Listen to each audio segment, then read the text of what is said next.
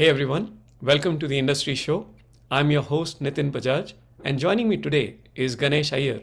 Ganesh, welcome on the show. Thank you very much, Nitin.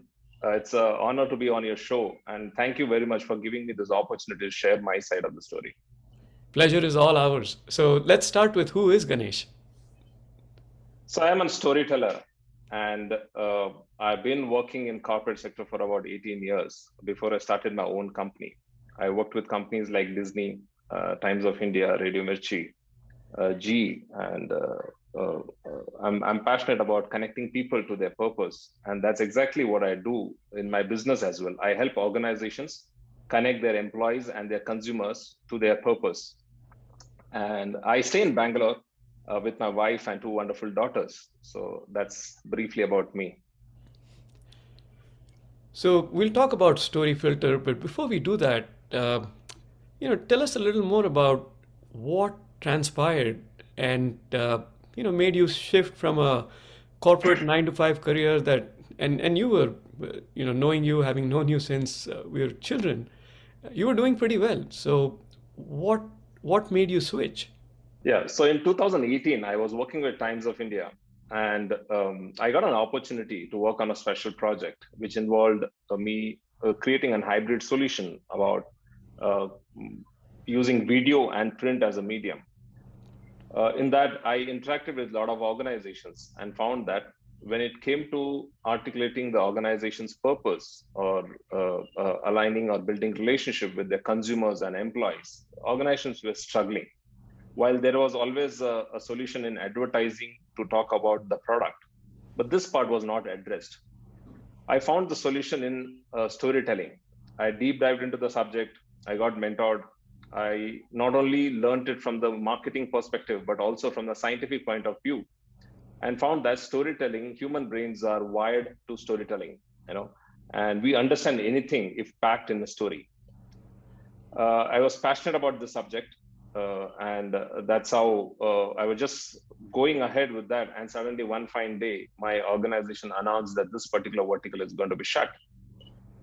I felt as if I'm on a highway and suddenly it's blank and I had nowhere to go. I was like, it's a surprise. And uh, and at that moment, Nitin, I decided, to push my boundaries and choose entrepreneurship over going back to corporate life. And that's how I started Story Filter. And I can only imagine you use the word surprise, but I'm sure it was more a shock. It And was a shock. Yeah. and you were pretty high up, pretty senior in the industry. You could have easily switched and found another company to get a similar or better position, but there was something there that made you go into the unknown, right? Is there something you found? Is there, it sounds like storytelling became a passion and you wanted to explore more of it.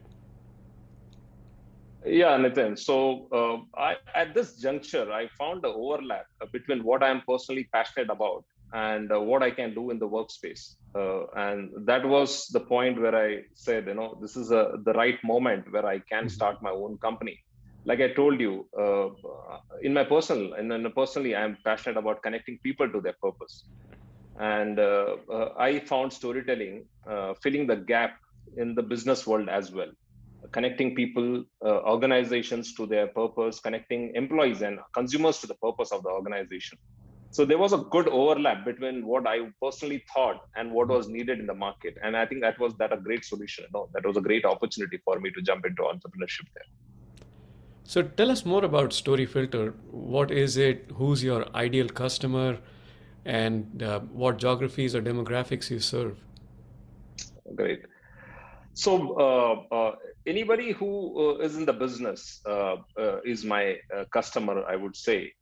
Why? Because like Simon Sinek says, people don't buy what you do; people buy why you do it.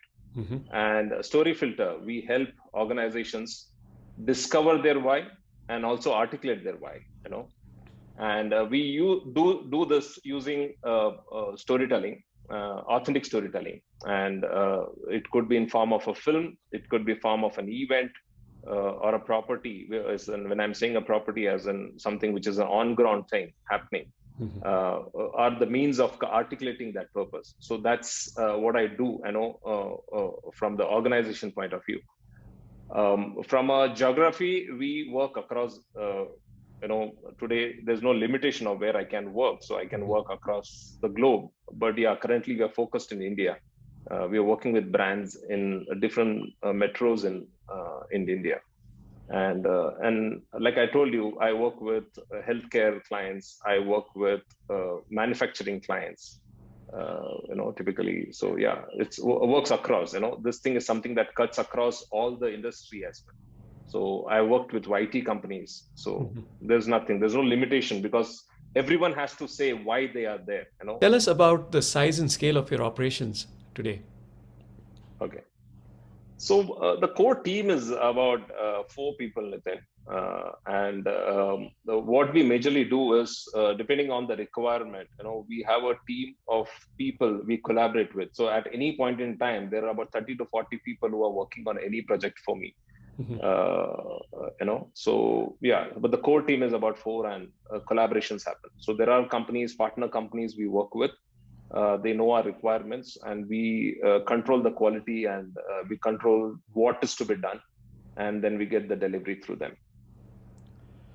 I can think about a lot of challenges, when this comes across to the companies in terms of storytelling and, choosing context versus content. But I want to hear your perspective. What is the biggest challenge you would say your business faces? Yeah. So Nitin, the biggest challenge, like you rightly pointed out, context versus content. It's very tough to convince or bring the attention of an organization from a content to a context. Content is pretty measurable, your sales numbers, your team size, your turnover, everything is a content for me, and it's measurable, and they are driven by it. But the fact is, if you focus on the context, the content will be perfect. And the context is not measurable. Like, for example, if I say, I am a company which is high on integrity, or I am a company which is compassionate, now that translates into something which is a reliable product, a product which is of a high standard. Now, while I understand that you're focusing on the standards, but if you know at the background that you are focusing on being compassionate as an organization, or being in integrity, so for diverting that attention is a huge challenge for me. Makes sense. On the flip side, what would you say the biggest opportunity you're targeting? So 80% of the millennials across the globe believe that the primary purpose of an organization is to not only make profit, but to create social value. And what they mean by social value is every organizations need to communicate the value they are creating socially. And that's the area which I work in. So the opportunity is huge for me. That's always a great thing to hear, right? Yeah. As you look back and, through your career, through your time at Story Filter, what's the one success story or even a lesson learned, where things didn't pan out as you expected? What is an example of either or both that you would like to share with us? So Nitin, I have a story which, so this was in January this year, and I was in Mumbai shooting in a COVID lab. And there was one guy who was assisting us from the organization side, a junior guy, helping us with inside the lab. And out of curiosity, he asked me, "Sir, were you the guys who did the previous film? We had done a story on a phlebotomist, the guy who collects the blood samples and the COVID samples from the patients." And yeah, I said, "Yeah, we did that film." And I asked him, "Do you have anything about it?" So he said, "Sir, it was a fantastic film. So they were our colleagues, till the time we saw the films, they were ordinary people for us. But when I saw the film, I saw that extraordinary human being in my colleagues. And they were not, I mean, they were something which they were equally powerful, like doctors or the organizations which were working 24 by 7 during the COVID times. So what I saw there was, we reframed the work of a employee into a purpose, and that inspired his colleague. So I see that as a great impact, Nitin. Isn't that, I mean, something which any organization would need, And at this moment, I would like to share a story, So there were three masons who were working, and there happens to be somebody asking them, what are you guys doing? The first one shot back saying that I am laying bricks. The second one says that I am building a wall. And the third one says that I am building a place of worship. So what you see here is being able to see the final product connects you to the purpose. There is a lot of enthusiasm when you say that. The person, of course, said it with a lot of enthusiasm, and this is what we do. We help organizations connect their employees to the final product and the purpose they are delivering. And I think that's pretty much the answer to this.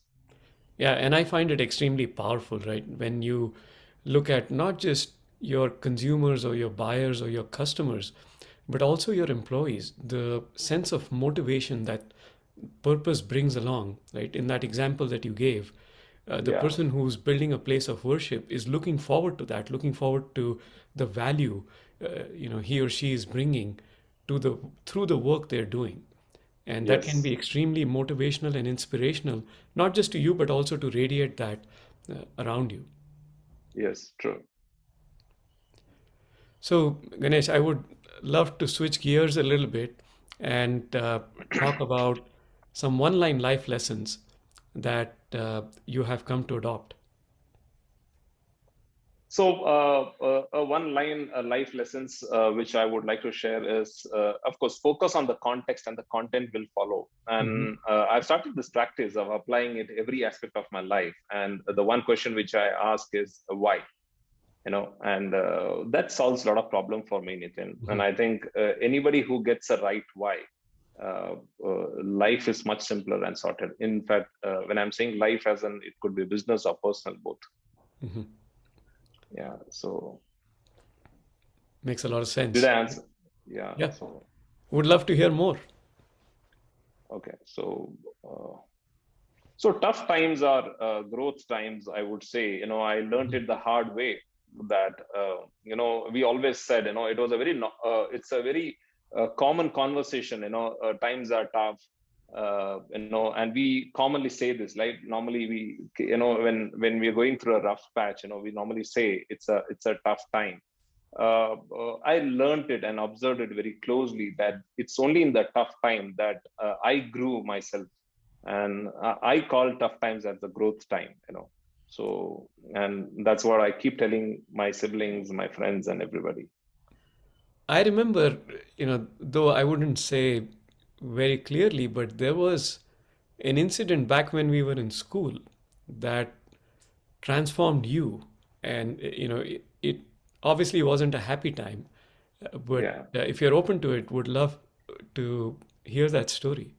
yeah, Nathan. Thank you very much for bringing that part. So I'm in class 7, and it was the final, the day when the results were announced, and I was like, with all anxiety, with my parent, my father, I was at the school, and teacher was pretty upset, and she said, your son has just managed to pass through in mathematics, and I really wonder how is he going to do in class 8, when grade 8, when he's going to be having algebra and geometry as a subject. My father was very worried. We directly went to his friend's place, a very close friend of my father, and said, bail him out and do whatever, but see how he comes out of this situation. I started getting coached by that uncle, and fast forward, I was in class 8. I am in class 8, and the teacher is announcing the results. And Nitin, I must say, I was topper in that subject at that moment. that instilled a lot of confidence in me. That also said one thing, that how much ever tough time you are in, there's always somebody who's going to help you out. Mhm. So you can look out for people. It doesn't necessarily mean that you have to come out of it on your own, Yep. but there could be a possible support that's available for you. And that uncle was a turning point in my life. That is awesome. One, to have that kind of support, and then for them to bring that confidence and belief that Yeah, we can do anything we want. yeah. The other thing, which one more life lesson I would say, is give power to your word. And when I say that, I want to share one incident in my life. Mhm. I am in grade 11, and for me, money was not very easy. My parents were not, barely would afford to send me to college. Mhm. Uh, and I heard from a friend of mine that he made some good monies previous year selling firecrackers. That just got stuck in my head, and I decided to do business that year. And I knew my parents wouldn't have allowed me to do that. So I got along with a friend of mine, partnered with him, borrowed some money, and we found the place where this is available. It was a far off place from Nasik, Mhm. and we went there and said that we are here to do business. And we were small kids that time, and like grade 11. And and he said, okay, pick up whatever stuff you want to pick up from here for you to sell. And when we picked up we saw that no, our billing was coming to about close to 4,000 rupees. And we barely had 1,000 rupees in our pocket. I was pretty disappointed. We just came out of the place and sat down thinking that, okay, we have lost everything now. All the efforts and enthusiasm we came here with is of no use. We have to go back. We can't do business, and it's a waste of effort. I don't know what happened at that moment. I went back and I requested the owner of the business. His name was Patni, and I told him, I said, if you could allow me to take the stock, and I'll come back the next day before 11 a.m. and pay back the rest of the 3,000 rupees. Uh, some reason he agreed to it without even knowing who I am. He agreed to do that. I came back, did my calculation. I went out to people, I reached out to them and sourced that 3,000 rupees on interest from my friends. And before 11 a.m., I was back in that place and handed over the money. Nitin, the year following that, I made losses. Mhm. I made losses, and I did not have the money to pay back to that guy. And he allowed me 1 year full time to repay the money, and he did Wow. not put any pressure on me. And he told me that do the business in the next year, cover the losses. And I really covered the losses in the year of following that. What helped me here was the word I kept in the first incident, Yes. and that was the most important thing. I gave power to the word. I honored that word. I think that's important for anybody, and I still follow that part. You built the credibility, right? Yes. Yeah. And you give power to the word. Whatever Mhm. you say has to be powerful. True. And yeah. That's an awesome experience, right? For someone to trust you and for you to come through on that trust. Yes. Yes. And one more lesson which I learned is, which I would like to share with all, is relationship and money are very important aspects of your life. Mhm. But what gives you depth is when you are in service, when you are contributing to people, when you're trying to help others. That's when you get depth in your life, and Mhm. and that's pretty evident through all, whatever all the wealthy people do is philanthropy, right? So that's also an aspect, which is pretty important, and I also learned that as well. And in my current thing also, even when I'm right now, I do involve in a lot of social activities where I try and contribute to people's life.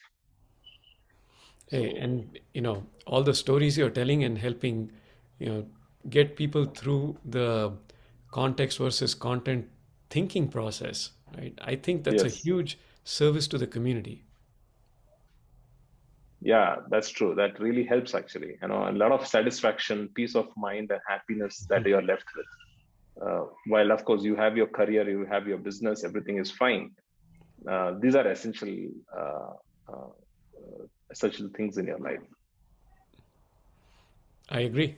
Yes. Ganesh, it's been a pleasure having you on the show. We will continue this conversation. I'm sure we'll have you back on, talk about a few more stories, and also maybe some of your customers that you've been able to change this whole paradigm for. Right? Would love to talk about a lot more to come. Right? Thank you very much, Nitin. Thanks for giving me this opportunity and contributing to the audience. Pleasure is mine, my friend. Thank you so much. Thank you. Thanks, Nitin.